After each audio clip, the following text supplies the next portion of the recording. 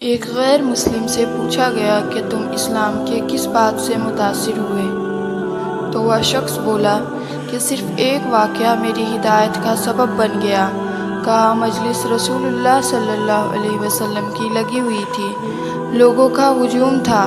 ایک شخص نے عرض کیا، حضور میرے لیے دعا کرے کہ میرا بچہ کئی دنوں سے غائب ہے اور مل نہیں رہا۔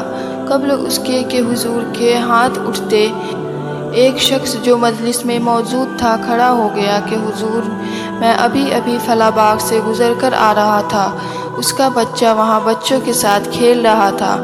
باپ نے جب سنا کہ میرا بچہ فلاں باغ میں ہے تو اس نے دوڑ لگا دی۔ آپ صلی اللہ علیہ وسلم نے فرمایا، اس شخص کو روکو، واپس بلاؤ انہیں۔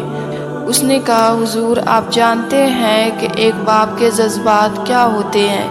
کہا، اچھی طرح سے آگاہ ہوں، لیکن بلانے کا بھی ایک مقصد ہے۔ اس نے کہا، جی حضور ارشاد فرمائیں۔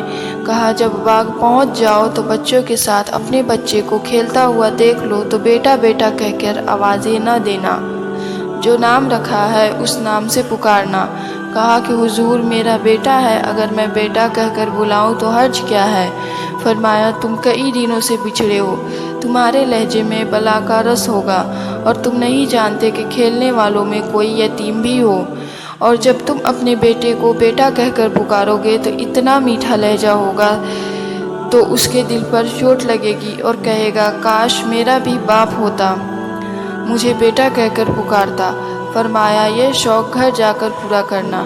آپ صلی اللہ علیہ وسلم نے فرمایا، کسی بیوہ کے سامنے اپنی بیوی سے پیار نہ کرو، اور غریب کے سامنے اپنی دولت کی نمائش کرنے سے روکا گیا۔ حضور صلی اللہ علیہ وسلم نے یہاں تک فرمایا کہ اپنے گوشت کی خوشبو سے اپنے ہمسائے کو تنگ نہ کرو۔